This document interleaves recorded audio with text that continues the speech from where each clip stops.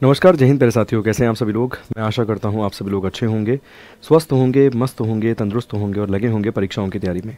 आज से हमने एक नया धारावाहिक या कहें तो हमने आज से एक नई सीरीज़ को स्टार्ट किया है, जिसमें हम जो भी महत्वपूर्ण पर्सन्स हैं पूरे के पूरे हम भारत को उठाने का प्रयास करेंगे।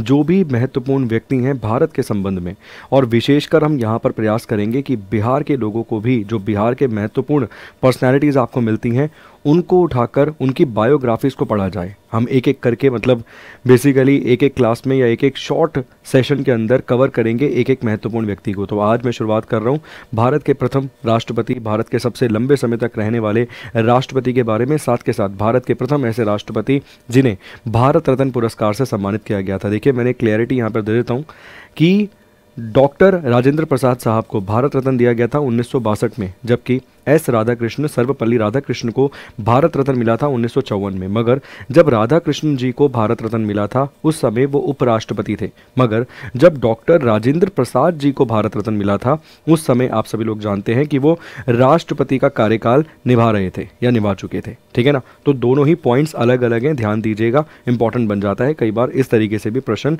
एग्जाम में। तो चलिए अब एक एक करके इनसे संबंधित महत्वपूर्ण जानकारियों को प्राप्त करेंगे। सबसे पहले अगर हम बात करें प्रारंभिक जीवन और शिक्षा के बारे में, तो इनका जन्म, डॉक्टर राजेंद्र प्रसाद का जन्म 3 दिसंबर 1884 को बिहार के सिवान जिले के जीरोदोई गांव में हुआ था। उनके पिता महादेव सहाय संस्कृत और फारसी के विद्वान थे, जबकि उनकी माता कमलेश्वरी देवी धार्मिक प्रवृत्ति की महिला आपको देखने के लिए मिलती हैं। तो मतलब जो पिता थे वो संस्कृत और फारसी भाषा के विद्वान थे। बचपन में ही वह मेधावी छात्र थे, मतलब बहुत ही इंटेलिजेंट छात्र आपको देखने के लिए मिलते हैं बचपन से ही। उन्होंने अपने प्रारंभिक, मतलब स्कूलिंग के टाइम से अगर देखा जाए,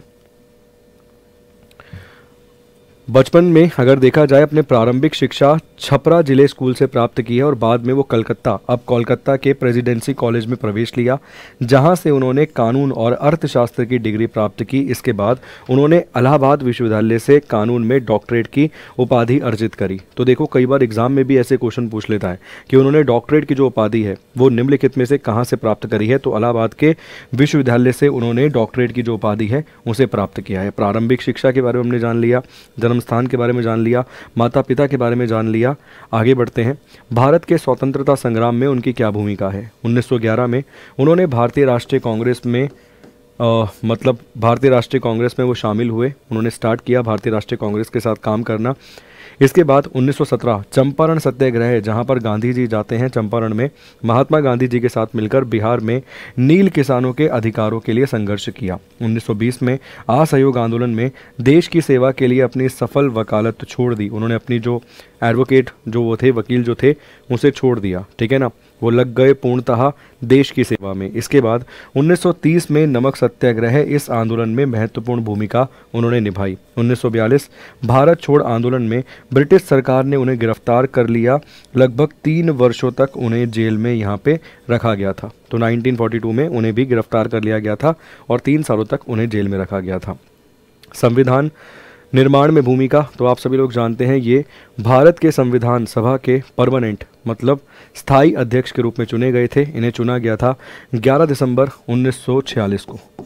11 दिसंबर 1946 को इन्हें परमानेंट चेयरमैन के रूप में चुना गया था। इसके साथ साथ इंटरिम सरकार, अंतरिम गवर्नमेंट, जो कि 1946 में बनी थी, उस सरकार के अंदर ये फूड और जो फूड प्रोसेसिंग यूनिट वाला मंत्रालय होता है ना, खाद्य मंत्रालय जो होता है, उसे संभाल रहे थे। ठीक है ना। तो ये भी याद रखिएगा, ये भी एग्जाम के पॉइंट ऑफ व्यू से इंपॉर्टेंट होता है। वो पूछता है इंटरिम गवर्नमेंट में किस मंत्रालय को संभाल रहे थे डॉक्टर राजेंद्र प्रसाद। तो फूड प्रोसेसिंग मिनिस्ट्री जो थी उसे संभाल रहे थे डॉक्टर राजेंद्र प्रसाद। ठीक है। इसके साथ साथ देश के पहले राष्ट्रपति भी बने। तो अब जानते हैं राष्ट्रपति के बारे में। 26 जनवरी 1950 को डॉक्टर राजेंद्र प्रसाद को भारत के प्रथम राष्ट्रपति के रूप में निर्वाचित किया गया। 1957 में पुनः उन्हें राष्ट्रपति चुना गया। देखिए, 1950 से लेकर 52 तक तो वो आपको बेसिकली संविधान सभा से डायरेक्ट चुनते हुए नजर आते हैं, मगर 1952 में इलेक्शन में उन्हें जीत हासिल हुई। फिर 52 से लेकर 57 तक आपको नजर आएंगे 5 साल। फिर 57 में दोबारा इलेक्शंस होंगे और वहाँ पे दोबारा चुने जाएंगे, जिससे चलते 62 तक, 62 तक वो भारत के राष्ट्रपति आपको नजर आते हैं। ठीक है ना। चलिए आगे अगर आप देखेंगे तो प्रथम राष्ट्रपति निर्वाचित हुए। इसके बाद 2 कार्यकाल पूरे करने वाले अभी तक भारत के एकमात्र राष्ट्रपति वही मिलते हैं जिन्होंने 2 कार्यकाल प्रॉपर पूरे किए थे 5-5 साल के। उन्होंने राष्ट्रपति पद की गरिमा को बनाए रखा और राजनीति से दूरी बनाए रखी। भारत के विदेश संबंधों को मजबूत करने के लिए कई विदेशी दौरे भी उन्होंने किए। शिक्षा, ग्रामीण विकास और राष्ट्रीय एकता के लिए हमेशा प्रयासरत वो रहे। इसके साथ साथ उनके राजनीति को छोड़ने के बाद के जीवन की बात करते हैं। राष्ट्रपति पद से मुक्त होने के बाद 1962 में वह राजनीति से संन्यास लेकर पटना के सदाकत आश्रम चले गए थे। ये क्वेश्चन डायरेक्टली एग्जाम में पूछ सकता है, ध्यान रखिएगा कि राजनीति से संन्यास लेकर 1962 में जो डॉक्टर राजेंद्र प्रसाद हैं वो किस आश्रम में चले गए थे, तो सदाकत आश्रम चले गए थे।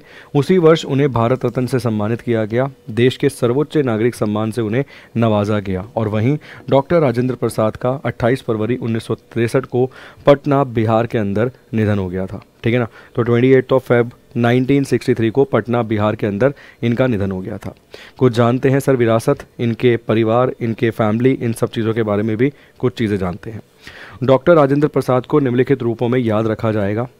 एक समर्पित राष्ट्रवादी जिन्होंने देश की स्वतंत्रता के लिए अपना करियर त्याग दिया, मतलब बेसिकली वो एक अच्छे खासे एमिनेंट एडवोकेट थे, उन्होंने उसे त्याग दिया और 1920 में प्रॉपरली देश को आज़ाद कराने के लिए वो कूद पड़े। एक विद्वान और शिक्षावादी जिन्होंने शिक्षा और ग्रामीण विकास को बढ़ावा दिया। एक विनम्र, बहुत ही आप मान लीजिए शांत स्वभाव के इंसान थे। निस्वार्थ नेता जिन्होंने लोकतंत्र की गरिमा को बनाए रखा। उनका योगदान भारतीय स्वतंत्रता संग्राम, संविधान निर्माण और राष्ट्र निर्माण में अत्यंत प्रेरणादायक आपको देखने के लिए मिलता है। इसके साथ साथ कुछ पुस्तकें जो उनके द्वारा लिखी गई हैं, पुस्तकों पे सवाल आता है एग्जाम में, ध्यान रखिएगा। इंडिया डिवाइडेड आप प्रीवियस ईयर उठाकर देखिए, बहुत सारे सेंट्रल गवर्नमेंट के एग्ज़ाम के कई बार पुस्तक पूछी गई है। इसके अलावा आत्मकथा, जेल में लिखी गई उनकी आत्मकथा, बापू के कदमों में 1954 में गांधी जी को समर्पित ये पुस्तक मिल जाएगी। सत्याग्रह और चंपारण ये पुस्तक आपने लिखी 1922 के आसपास। महात्मा गांधी और बिहार कुछ समरण 1949 में ये लिखी, बिहार में गांधी जी के साथ बिताए अनुभव लिखे। स्वतंत्रता के बाद 1960 में ये पुस्तक उनके द्वारा लिखी गई थी। ठीक, इसके अलावा परिवार की जानकारी अगर दें तो मैंने बताया पिता का नाम महादेव सहाय आपको मिल जाएगा, संस्कृत और फारसी भाषा के विद्वान थे। माता कमलेश्वरी देवी जी एक धार्मिक सरल स्वभाव की महिला थी। पत्नी राजवंशी देवी जी, पारंपरिक रीति से 12 वर्ष की आयु में विवाह हुआ था। संतान उनके एक पुत्र आपको मिलते हैं जिनका नाम मृत्युंजय प्रसाद यहाँ पर आपको देखने के लिए मिलता है। ठीक है ना, अपने ऊंचे राजनीतिक पद के बावजूद डॉक्टर राजेंद्र प्रसाद ने सादगीपूर्ण जीवन जिया और भारतीय परंपराओं तथा मूल्यों की गहरी आस्था रखी। तो ये थे डॉक्टर राजेंद्र प्रसाद।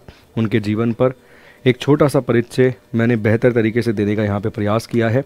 एग्ज़ाम के पॉइंट ऑफ व्यू से तो इम्पॉर्टेंट है ही, मगर किस व्यक्ति ने कितना योगदान दिया है इस देश के लिए, उसके आधार पर भी अगर आप देखेंगे तो ये श्रृंखला बहुत ही महत्वपूर्ण होने वाली है।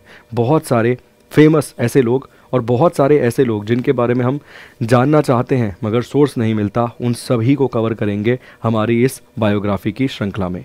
बहुत बहुत शुक्रिया। अगर ये आपको अच्छा लगा है सेशन तो लाइक ज़रूर कीजिएगा और कमेंट बॉक्स में कमेंट करके अपनी राय ज़रूर दीजिएगा। साथ के साथ अगर आप किसी महत्वपूर्ण व्यक्ति के बारे में जानना चाहते हैं तो नाम का सुझाव भी ज़रूर दीजिएगा।